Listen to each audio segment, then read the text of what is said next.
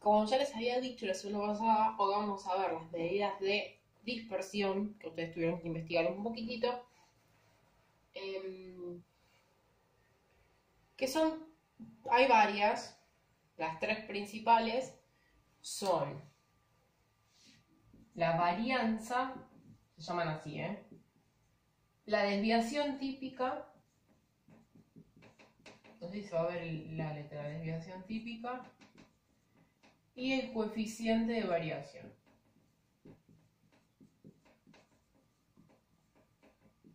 Que esto de que estas tres medidas surgen del hecho de que en este ejercicio, por ejemplo, él es el primero de los alumnos que les había pasado la semana pasada, las medidas de tendencia central, acuérdense que estas tres se llamaban medidas de tendencia central, o de centralización, no son confiables, que eso es lo que al señor Pandolferi Franco le hizo un poco de ruido. Sí, hace un poco de ruido que uno diga que no son confiables, porque uno dice, ¿para qué las calculo en realidad? Si lo hice con la fórmula medio bien, se supone que son confiables. Ese confiables a lo que hace referencia es que no representan a la muestra de datos, en este caso la muestra de datos serían las nueve notas, de una manera exacta. Pero imagínense que ustedes fueron los que sacaron estas notas y les quedó de promedio 8. Entonces van y le dicen a una persona cualquiera, me quedó de promedio en teleinformática 8. Entonces, ¿qué es lo que piensa la otra persona? Que tuvieron dentro de todo un buen desempeño en la materia porque tuvieron un 8. ¿Qué es lo que interpreta el otro? Y se habrá sacado 8, 9, un 7, algo así. Y si yo miro en realidad las notas, tengo notas que son bajas y tengo otras notas que son muy altas. Contrario pasaba con el otro alumno, que tenía estas notas. No sé si estoy poniendo un 8 de más o un 8 de menos, era algo así. Sí, 1, 3, 4, 5, 6, 7, 8, 9. Que tiene notas siempre cercanas a 8. No pasa en este caso. De ahí sale la palabra no confiable. Choca un montón, pero bueno, se dice así. No nos queda otra. Entonces, cuando sucede eso, nosotros a la persona, a ver, este ejemplo que quise dar es, nosotros a la persona le decimos el promedio, no le contamos todas las notas que tuvimos.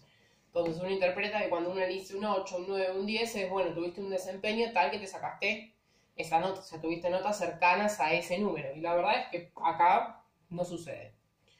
Entonces, como las medidas de tendencia central no son muy representativas de la muestra, es que se recurre a estas medidas que se llaman medidas de dispersión. Ya la palabra me dice que vamos a intentar calcular. Algo disperso es algo que está alejado. Entonces vamos a ver qué tan alejados están esos datos de la media aritmética o del promedio. ¿Sí? Si bien las medidas de tendencia central son 3, las medidas de dispersión se calculan respecto al promedio. Porque de esas 3 medidas de tendencia central, la más importante es el promedio. ¿Sí? Que sería ese X con el cosito arriba. Ahora, ¿cómo calculamos, por ejemplo, la varianza? Siempre se calculan en este orden, porque van a ver que para una necesito la otra. La varianza nosotros la vamos a llamar B. La definición de varianza es la sumatoria de todos los desvíos al cuadrado por la frecuencia que les corresponde dividido el total de datos, que parece un choclo horrible, explicado así. Pero lo que quiere decir es que a cada dato, la columna de datos sería la X, le tenemos que restar el resultado del promedio, elevarlo al cuadrado, multiplicarlo por la frecuencia que le corresponde y dividir por el total de datos, que el total de datos en este caso sería 9. Y así sucesivamente, o sea, esto para el primer dato, después vamos a tener para el segundo dato y así. Para no escribir varias sumas, siempre se simplifica la expresión, la fórmula, diciendo así: sumatoria en matemáticas es esta E grande. ¿Qué se le pone? Lo que vamos cambiando son los datos. ¿Sí? Entonces se le pone desde i igual a 1, desde el dato 1 hasta el dato infinito.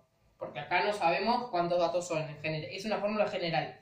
No sabemos cuántos datos son, acá va a ser desde i igual a 1 hasta i igual a 4. Son 4 datos. Esto no es que lo tengan que hacer ustedes, yo para dejarles la fórmula. Es una fórmula horrible. Entonces nos conviene, para no mezclarnos mucho, Agregar a la tabla 2 columnas. Si ustedes no la quieren agregar, no pasa nada. Yo la voy a agregar por cuestión de prolijidad y de mostrarles bien el procedimiento que hay que hacer. Lo primero que tenemos que hacer es esta resta. A cada dato restarle el promedio, que yo esos resultados los voy a poner acá. El promedio me había dado 8, entonces hago 5 menos 8 menos 3. 7 menos 8 menos 1. 8 menos 8, 0. 10 menos 8, 2. Ahora, ¿qué son estos numeritos que me dieron? ¿Qué tan desviado está en cada dato respecto de la media? Porque fíjense que acá el promedio me dio 8 y para el dato 8 no tengo desviación porque coincide justo. Para el dato 10 tengo una desviación de 2, para el dato 7 tengo una desviación de menos 1 y para el dato 5 tengo una desviación de menos 3. Ahora, esto de cuán alejado está es una distancia, que puede ser, no sé, en este contexto sería de unidades. Pero si yo no sé, esto en lugar de notas tendría que ver con medidas y era, no sé, 5 centímetros, 5 centímetros, 7 centímetros, está alejado tantos centímetros. Y como es una distancia, siempre tiene que ser positiva. Así que estos no tienen mucho sentido. Entonces es por eso que se los eleva al cuadrado, para sacarnos de encima estos menos, que hablando de distancia no tiene sentido, en una distancia no me puede dar negativa. Entonces la segunda tabla que se agrega, la segunda columna, no la segunda tabla, es la de ese mismo resultado que nos dio, pero elevado al cuadrado. Entonces me queda menos 3 al cuadrado, 9. Menos 1 al cuadrado, 1. 0 al cuadrado, 0. Y 2 al cuadrado, 4. ¿Sí? No los sumo porque no tiene sentido sumarlos.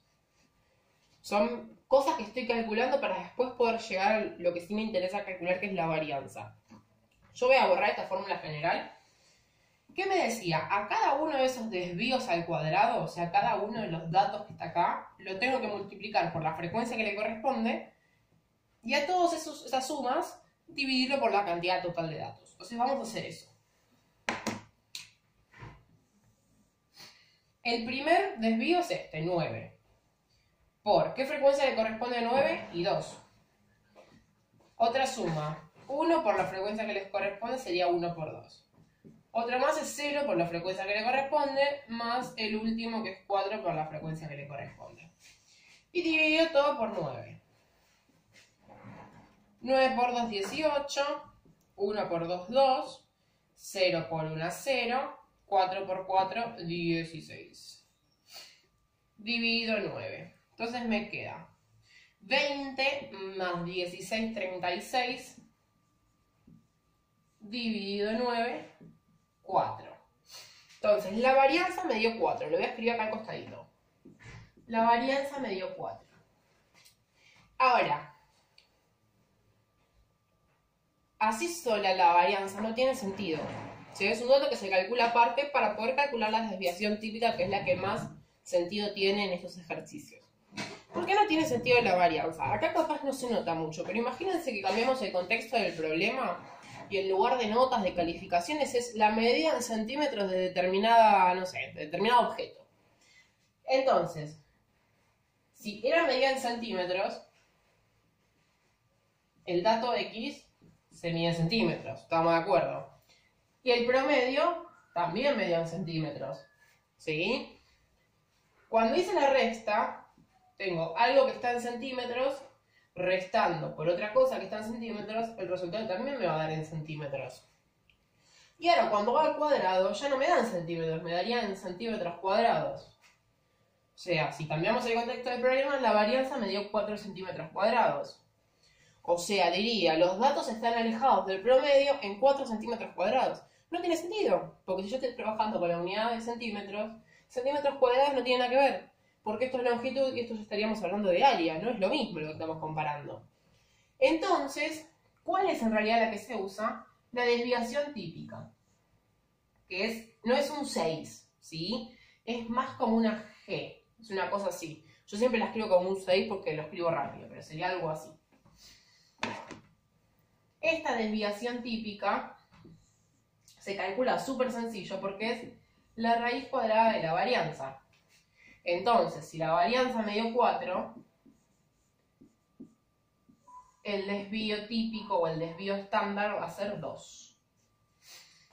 O sea que Esto, ojo, lo de centímetros cuadrados es algo que les puse de ejemplo, cambiando el contexto. Pero en este ejercicio no tenemos unidades, pues son calificaciones. O sea que podemos decir que el desvío típico es de 2 unidades. ¿Qué significa? Que en general las notas que tuvo están desviadas 2 unidades del promedio. No están todas desviadas 2 unidades del promedio. Acá vemos el 10, que está desviado 2 unidades. Acá está desviado 1, de acá tengo 3. Bueno, equiparando todos esos desvíos, podemos decir que se desvió 2 unidades. ¿Sí?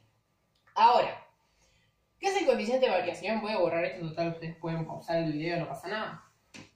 El coeficiente de variación también es bastante importante porque pone en relación dos datos súper importantes, que son la desviación y el promedio. O sea, me está diciendo la relación entre la desviación que hubo y el promedio que yo obtuve. Y en general se multiplica por 100, no en general, nosotros acá lo vamos a hacer multiplicándolo por 100, porque me sirve interpretarlo como porcentaje. Entonces, la desviación fue de 2 y el promedio fue de 8. Entonces, tenemos